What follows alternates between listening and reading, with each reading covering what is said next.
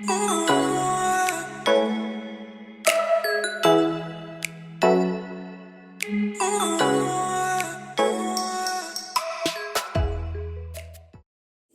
Back to my channel. আজকের recipe চিনির নারকেলের নাড়ু। চিনি দিয়ে আমি কিভাবে নারকেলের নাড়ু তৈরি করি সেটাই তোমাদের সাথে শেয়ার করব। দেখে নেওয়া যাক আজকের নারকেলের নাড়ু রেসিপি। আমি 2 কাপ নারকেল কোড়া নিয়েছি, এই কাপেরই আমি মেজারমেন্ট নিয়েছি।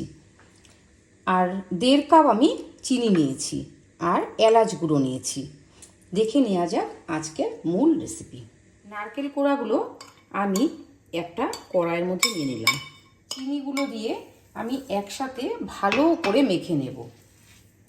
যতক্ষণ পর্যন্ত এই নারকেল কোড়ার সাথে চিনিটা মিক্সড হচ্ছে ততক্ষণ আমি ভালো করে মাখব। যত ভালো করে মেশানো যায় তত নারকেলের নাড়ুটা ভালো হয়।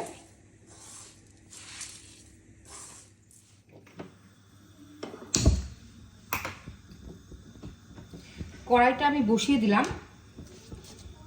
এইবার ভালো করে আমি নারকেলের সাথে চিনিটা মিক্সড করে নেব।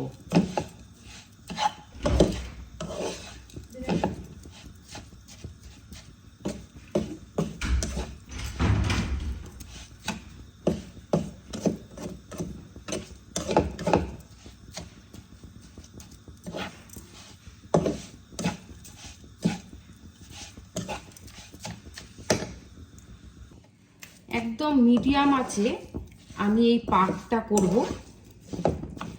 যত ধিমি আছে করা যায় তত নারকেল নাড়ু ভালো হয়।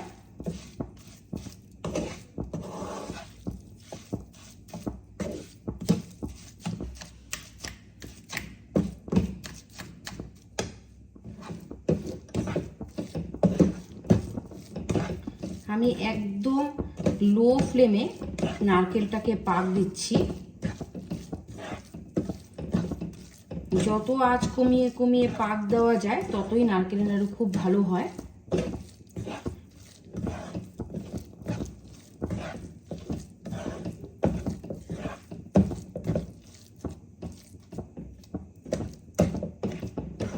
আমরা যে কোনো পূজা অর্চনাতে আমরা এই নারকেলের নাড়ু তৈরি করে থাকি। নারকেলের নাড়ু তৈরি করতে একদমই সময় বেশি লাগে না।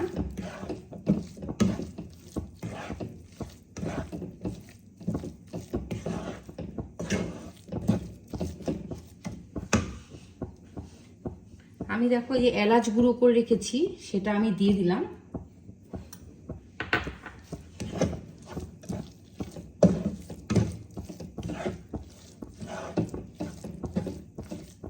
আমার সাদা নারকেলের নাড়ুতে এই এলাচ গুঁড়োর ফ্লেভারটা খুব ভালো লাগে। ভালো করে চেপে চেপে পাকটা দিতে হবে। বন্ধুরা, যদি নারকেলের নাড়ু তৈরি করার সময় পাকটা যদি না আসতে চায় তাহলে আরেকটু চিনি অ্যাড করে দেবে, তাহলেই দেখবে পাকটা চলে আসবে।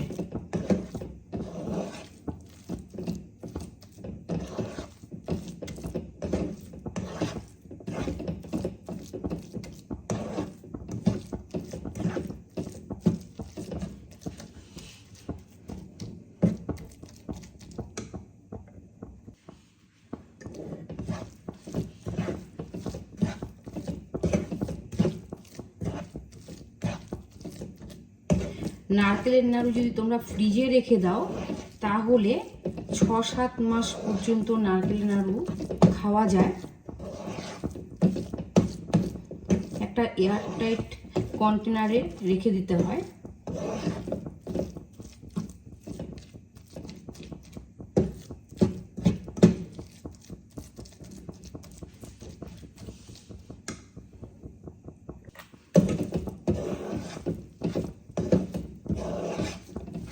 নারকেলের নাড়ু পাক হয়েছে কিনা সেটা দেখার একমাত্র উপায় হলো এইভাবে যখন তুমি হাতা দিয়ে নাড়তে থাকবে একভাবে দলা পাকিয়ে আসবে।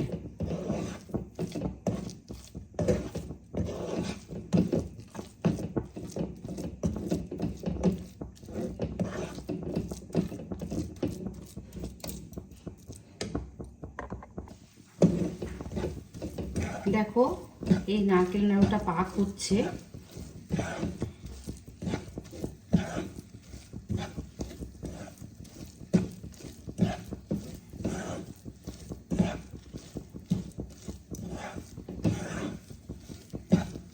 আস্তে আস্তে দেখো দলা পাকিয়ে যাচ্ছে।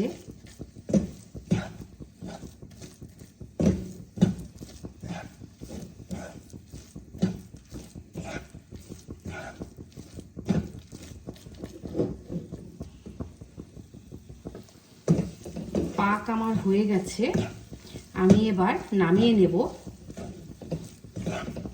নারকেলের নাড়ু গরম গরম তৈরি করতে হয়, না হলে পরে ঠান্ডা হয়ে গেলে ঝুরঝুরে হয়ে যেতে পারে।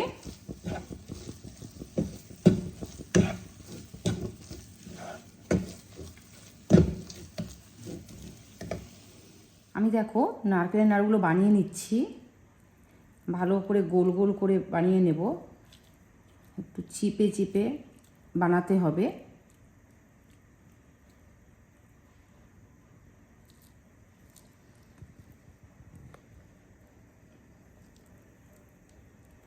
একটু হাতে জল দিয়ে দিয়ে করব।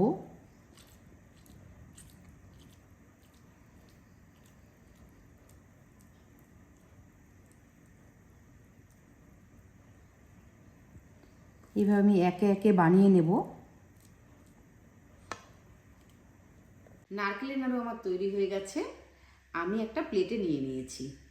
তোমাদের আমার যে রেসিপিগুলো আমি দিই তোমাদের কেমন লাগছে সেটা অবশ্যই কমেন্টের মাধ্যমে জানিও।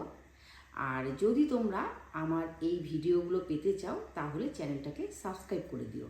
ফেসবুক থেকে যদি দেখে থাকো তাহলে ফলো করে দিও। ভালো থেকো, সুস্থ থেকো, ধন্যবাদ।